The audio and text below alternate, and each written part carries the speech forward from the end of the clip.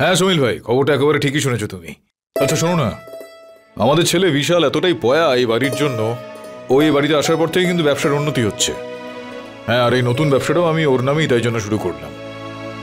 হ্যাঁ হ্যাঁ, সত্যি কথা বলতে আমি জীবনের দুটো জিনিস থেকেই সবসময় সুখ পেয়ে এসেছি, ভালো ব্যবসা আর নিজের স্ত্রীর হাতে বানানো চা। চলো পরে কথা বলছি আমি। জয় শ্রীকৃষ্ণ। এই যে মালিক।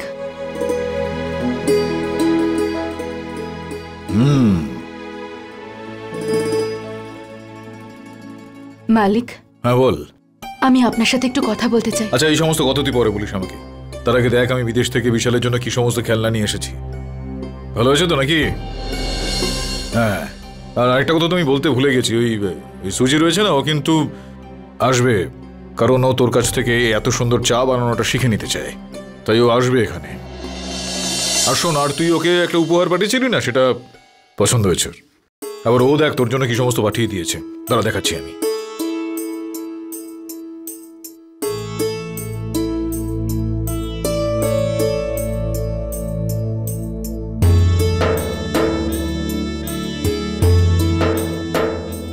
কেমন লাগছে?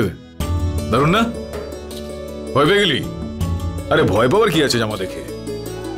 এখানে না হোক, কিন্তু ওখানে যখন বিদেশে যাবি না আমার সঙ্গে তুই, তখন পড়তে পারিস ওখানে, ঠিক আছে?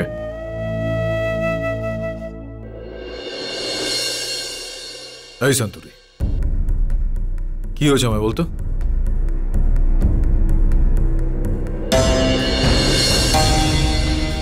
আমি লক্ষ্য করছি অনেকক্ষণ ধরে তুই এখানে রয়েছিস, কিন্তু তোর ভাবনা চিন্তা অন্য কোথাও রয়েছে।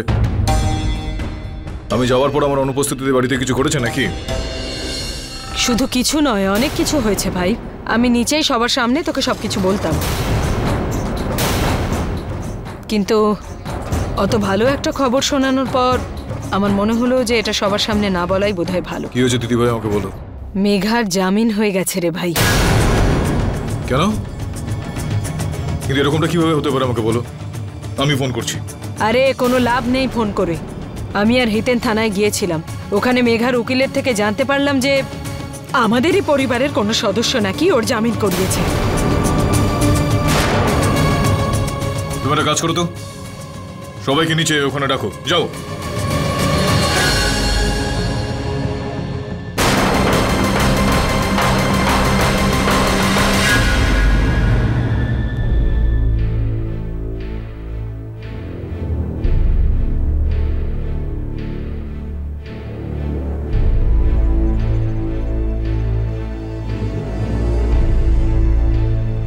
আমি দিদিভাইয়ের কাছ থেকে জানতে পারলাম যে মেঘাকে নাকি জামিন পাওয়ানো হয়েছে এবং ওকে জামিন পাওয়ানোতে সাহায্য করেছে এই বাড়ির কোনো সদস্য। এখন আমি স্পষ্টভাবে জানতে চাই যে সে সদস্যটি কে। ধর্মরাজ মাহিয়াবংশী এই গ্রামের এবং এই বাড়ির প্রধান। অনেক বছর বাদে আমার স্ত্রী কিন্তু মা হওয়ার সুযোগ পেয়েছেন। আমি জানতে চাই এই বাড়ির কোন সদস্য তিনি, যার এই আনন্দ এবং সুখটা পছন্দ হচ্ছে না। আমি জানতে চাই সেটা। চুপ করে থাকবে না তোমরা।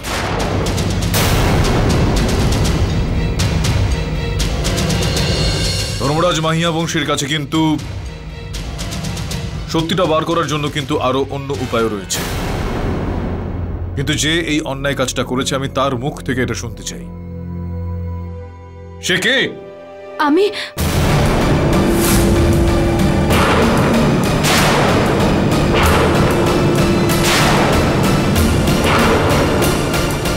বলছি মালিক।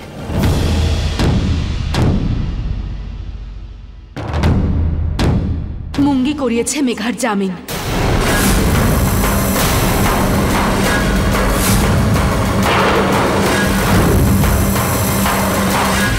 তুই আমার মেয়ের মতো হতে পারিস, কিন্তু আমি এটা একেবারেই বিশ্বাস করি না যে তুই এই কাজটা করেছিস।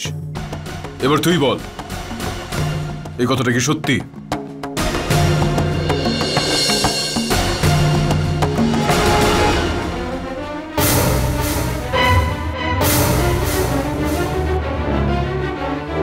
তুই চুপ করে আছিস, তার মানে এখানে এটা দাঁড়াচ্ছে যে এই কথাটা একেবারেই সত্যি। কেন করলি তুই এই কাজটা বলতো আমায়? হ্যাঁ, তোর দিদি সবসময় তোর জন্য এখানে প্রত্যেকটা মুহূর্তে তোর দেখভাল করছে, তুই ওর সঙ্গে কেন বিশ্বাসঘাতকতা করলি আমায় বল এখন। বিশ্বাসঘাতকতা ওর সাথে হয়েছে, যা ওকে এতটা অসহায় করে দিয়েছে। আর বাধ্য হয়েও মেঘার জামিন করিয়েছে। কোন ক্ষেত্রেও বাধ্য হয়েছে আমি জানতে চাই।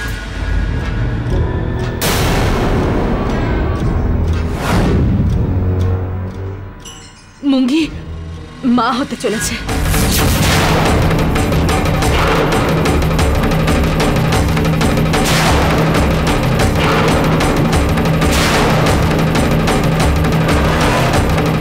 কি দারুণ কীর্তিই না করেছে ও। সেই জন্যই আমি ভাবছি যে কিছুদিন ধরে এই সন্তুরি কখনো এখানে যাচ্ছে কখনো ওখানে যাচ্ছে। এই এই অবৈধ কীর্তি করেছে তোর বোন। ভাই, লোকে কিন্তু ঠিক কথাই বলে, রক্ত নিজের রং কোনো না কোনো সময় ঠিক চিনিয়েই ছাড়ে। প্রথমে এই সন্তুরি, তারপর এই এই এই মুঙ্গি। আরে তুই ওকে কি না দিয়েছিস, এত ভালোবাসা দিয়েছিস, ব্যবসা দিয়েছিস, আর ও কি করলো? তোকে বদনাম করলো, আমাদের কলঙ্কিত করলো। কোথা থেকে মুখ পুড়িয়ে এসেছিস তুই? হ্যাঁ, কে সেই ছেলেটা? ফ্যাক্টরির কোনো মজুর নাকি, নাকি কোনো ড্রাইভার, নাকি কোনো রাজমিস্ত্রি বা পথ চলতি কেউ? এই বল না, কে সে? নাকি কোনো বড় লোকের ছেলে? আরে বল না, কোত্থেকে মুখ পুড়িয়ে এসেছিস? চুপ করে, এখন অনেক কিছু বলে ফেললে।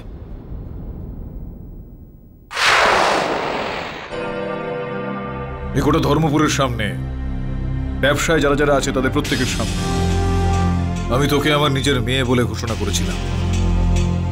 এই বিবাহ কিন্তু আমারই মেয়ে। ও যখনই নিজের বিয়ে করে ফেলার মতন ভুলটা করলো না, তখনই কিন্তু আমি ওকে সঙ্গে সঙ্গে শাস্তি দিয়েছিলাম। ওকে আমি যে শাস্তিটা দিয়েছিলাম সেটা হলো এই ভুল করার পর ও এই বাড়িতে থাকতে পারবে না। তোর ভুলের জন্য একই শাস্তি প্রযোজ্য হবে।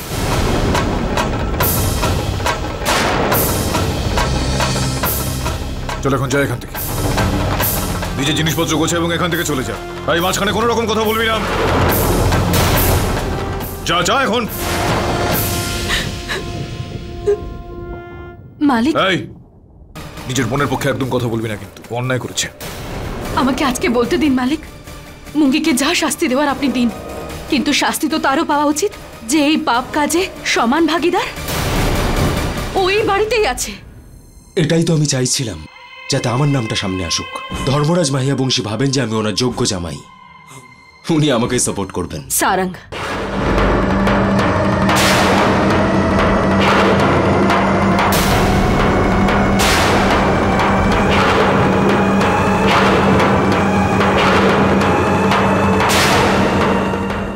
এই সন্তরি, এটা আবার কি নতুন নাটক শুরু করলি তুই? নিজের বোনের পাপ আমার বিভার জীবনের সাথে জড়াবি না। বিভার জীবন কেন নষ্ট করছিস তুই? বিভার জীবন আবার ভালো কবে ছিল? বিভা সারঙ্গকে বিয়ে করেছিল যাতে ও মুঙ্গির জীবনটা বাঁচাতে পারে।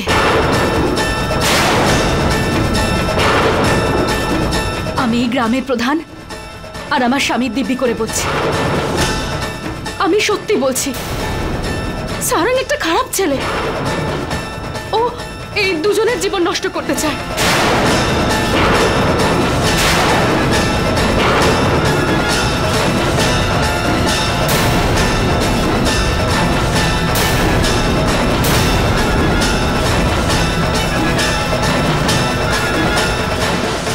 এইসব সত্যি মালিক।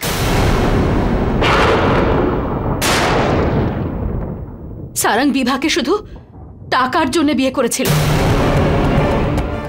বাহ সন্তমা, বাহ, ভীষণ ভালো গল্প লিখেছেন। যে মুঙ্গি আমার সন্তানের মা হতে চলেছে, কিন্তু কিন্তু এটাও ততটাই সত্যি যতটা যে আমি শুধুমাত্র বিভাকেই ভালোবাসতাম, আর আমি লন্ডন থেকে শুধু সেই ভালোবাসার জন্যই এতদূর পাড়ি দিয়ে এসেছি। কিন্তু বাবা, এখানে এসে জানতে পারলাম যে এ সেই মেয়ে নয় যাকে আমি ভালোবেসেছিলাম। শুধু আমার জন্য সময়ই নেই, ওর মাথায় শুধু একটাই জিনিস ঘোরে, সেটা হচ্ছে বিজনেস। বাবা, আসলে এসবের মাঝেই আমার মুঙ্গির সাথে আলাপ হয়। মুঙ্গি আমাকে ভালোবেসে ফেলে। আমারও একটা অবলম্বন প্রয়োজন ছিল, তাই আমি ডিসিশন নিই যে আমি মুঙ্গিকেই বিয়ে করবো। কিন্তু ঠিক সময় বিভা আমাকে ব্ল্যাকমেল করতে শুরু করে। আমাকে বলতে শুরু করে যে আমি যদি মুঙ্গিকে বিয়ে করি মঙ্গির জীবন শেষ করে দেবে। ওটা তার জন্য নয় যে বিভা আমাকে সত্যি ভালোবাসে, সেটা এই জন্যেই যে ও হিংসা করত। আর বাবা, তুমি তো নিজের চোখেই দেখেছ বিয়ের পরেও বিভা আমার উপরে টর্চার করেছে। এক একটা দিন আমি কিভাবে কাটিয়েছি শুধু আমিই জানি বাবা। এমনকি এই এই দেখো, ডিভোর্স পেপারটাও সাইন করিয়ে নিয়েছে আমাকে দিয়ে। বিয়ে হয়ে যাওয়ার পরেও আমি মঙ্গির দিকে চোখ তুলেও তাকাইনি। ও নিজে আমার কাছে এসেছিল, আমাকে ভালোবেসেছে, স্বপ্ন দেখিয়েছে। আমিও তো একটা মানুষই। ভুলবশত আমি সেটা করে ফেলেছি যেটা আমার করা উচিত হয়নি বাবা।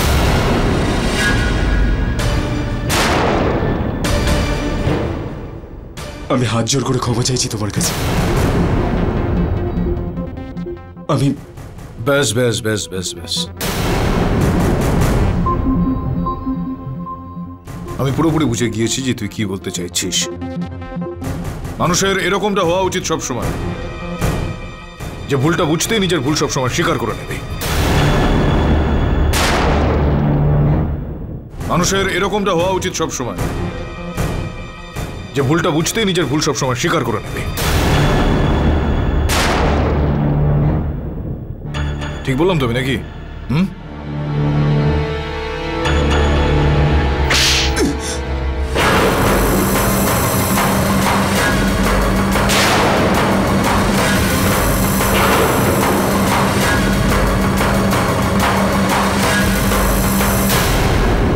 বাবা, আমি ঠিক বললাম আমি?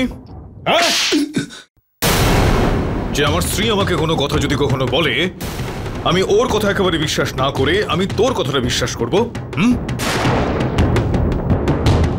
যে আমার মেয়ে মঙ্গি মাঝে মধ্যেই তোর কাছে গিয়ে পৌঁছতো, তাই না? এরকম একটা অপবাদ তুই দিয়ে দিলি, হ্যাঁ? বিভা আজকে যেই কাজটা করেছে সেটা ওর বোনের মান সম্মান রক্ষা করার জন্য করেছে, ওর সম্মান রক্ষা করার জন্য করেছে। সেই বিষয়টা আমি ভালো মতন জানি। কিন্তু এই গোটা পরিবারের যে ঐতিহ্য, তুই সেটার উপর একটা কলঙ্কের দাগ আনার চেষ্টা করেছিস, আমি সেই খবরটাও পেয়েছি। এবার শুনে রাখ, তোর গোটা শরীরের চামড়া গুটিয়ে নেওয়ার আগে ভালোভাবে তুই এখান থেকে চলে যা। কিন্তু বাবা, যা বলে দিয়েছি আমি তোকে, বললাম তো আমি চলে যেতে। হিতেন, ধর ওকে, বাইরে ছুড়ে ফেলে দিয়ে ওকে। ঠিক আছে, চলে যাচ্ছি, কিন্তু সেই পার্টনারশিপের কি যেটা তোমার বাবা আমাকে দিয়েছে? আমি অনেক হয়েছে। বিভা আমাকে ডিভোর্স দিয়ে দিয়েছে, তাই না?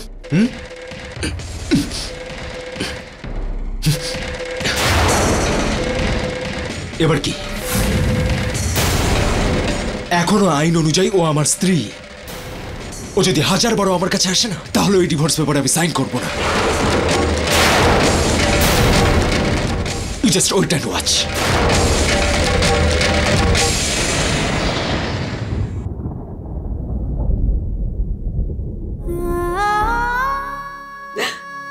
বাবা, আমায় ক্ষমা করে দাও।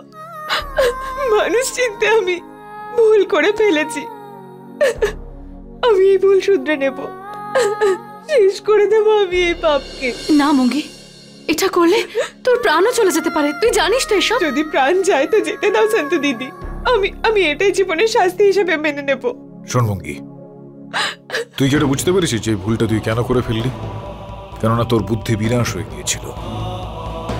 আর শুধুমাত্র বুদ্ধি নয়, সেটার সঙ্গে সঙ্গে তোর মান এবং সম্মানের অবক্ষয় ঘটেছিল। একজন বিবাহিত মহিলার পরিচয় হয় সবসময় তার সিঁথির সিঁদুর এবং তার কপালের সিঁদুরের টিপটা, আর একজন অবিবাহিত মহিলার পরিচয় হয় সবসময় তার সম্মান। এবার তুই আমায় বল, এই মুহূর্তে তোর পরিচয়টা কি?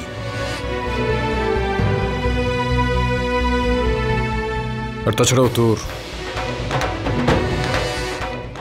এই আসন্ন সন্তানের যাবতীয় দেখাশোনা এই পরিবার তথা এই পরিবারের লোকজন অবশ্যই করবে। কিন্তু আজকের পর থেকে তোর সঙ্গে ধর্মরাজ মাহিয়া বংশীর কোনো রকম সম্পর্ক।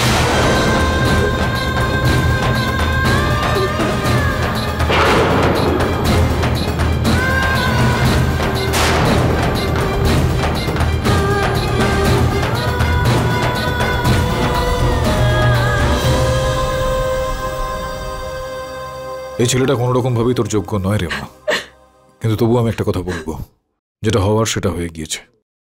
আমাদের পরিবারে যখন কোনো মেয়ে জন্মায় না, তখন বলা হয় লক্ষ্মী এসেছে ঘরে। আর যখন সেই মেয়ে বড় হয়ে যায় আস্তে আস্তে, তখন সে অন্যের অধিকারে চলে যায়, বিয়ে দিয়ে তাকে অন্য পরিবারের কাছে পাঠিয়ে দিতে হয়। এই সমস্ত এই জগতের নিয়ম কানুন, কিন্তু এই জগতের নিয়ম কানুন আমি একেবারেই মানি না। আমি অবশ্যই মনে করি যে তুই আমার এই পরিবারের দুর্গা। আজীবন যদি তোকে এই বাড়িতে আমার কাছে রেখে দিতে হয়, আমার কোনো রকম সমস্যা হবে না তাতে।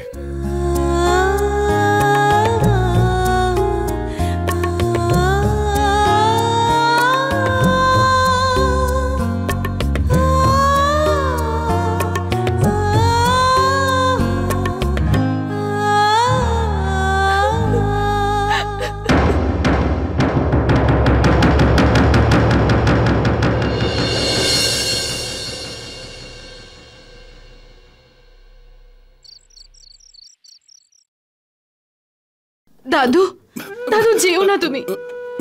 দাদু, যেই বয়সে মানুষ 4 ধাম তীর্থ করতে যায়, সেই বয়সে সবার গঞ্জনা শুনতে হচ্ছে আমার এই মেয়েটার জন্য।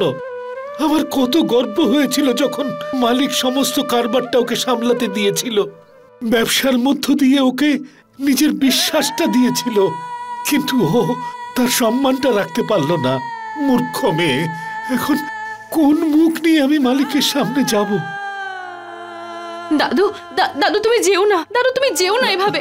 দাদু, না মা। দাদু, দাদু কোথায় যাচ্ছ তুমি? মালিক আমাকে এত বড় শাস্তি দিলেন, আর তুমিও যদি আমায় ছেড়ে যাও তাহলে? আর তুই আমাকে কোথাও যাওয়ার মতন অবস্থায় রেখেছিস?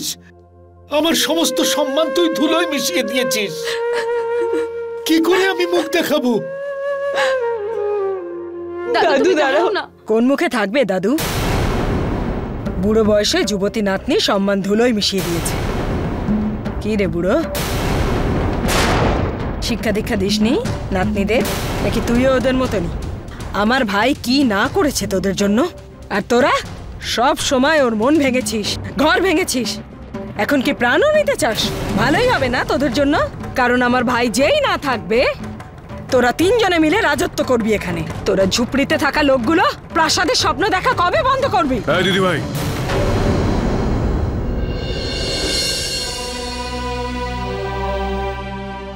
কি সব কথা বলছো তুমি? হ্যাঁ, তুমি জানো না যে গুরুজনদের সঙ্গে কিভাবে কথা বলতে হয়? এগুলো কি? যতটা দুঃখ আমি আজকে পেয়েছি না, ততটা কিন্তু উনিও পেয়েছেন। উনি গুরুজন, তাকে সম্মান তো করতে হয় দিদি ভাই।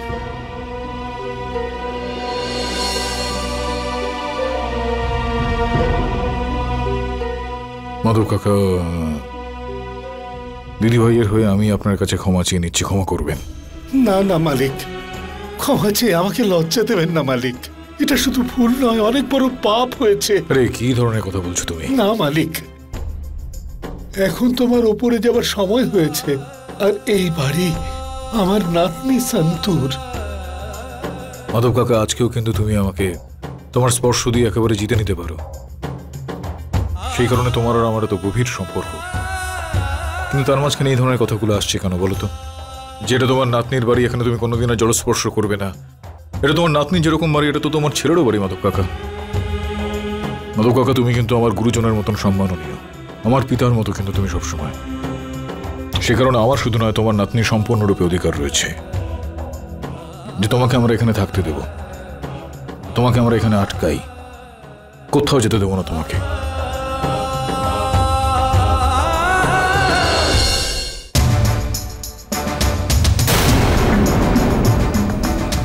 সারাং, কি হয়েছে তোমার? জিজ্ঞেস করো না যে কি হয়েছে। ধর্মরাজ মাহিয়া বংশী সবার সামনে আমাকে অপমান করেছে।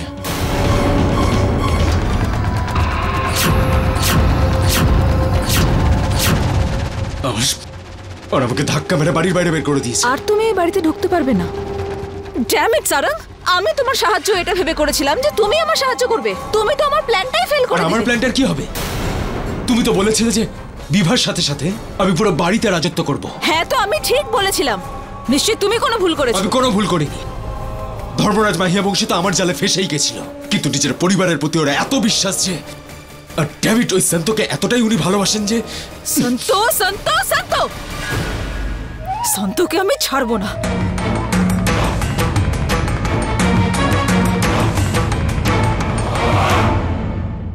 সন্তোকে তো আমি কিছুতেই ছাড়বো না। এমন অবস্থা করবো ওর যে ও কোনোদিনও স্বপ্নেও সেটা ভাবেনি। ওই মাহিয়া বংশী পরিবারকে আমি একেবারে শেষ করে দেব।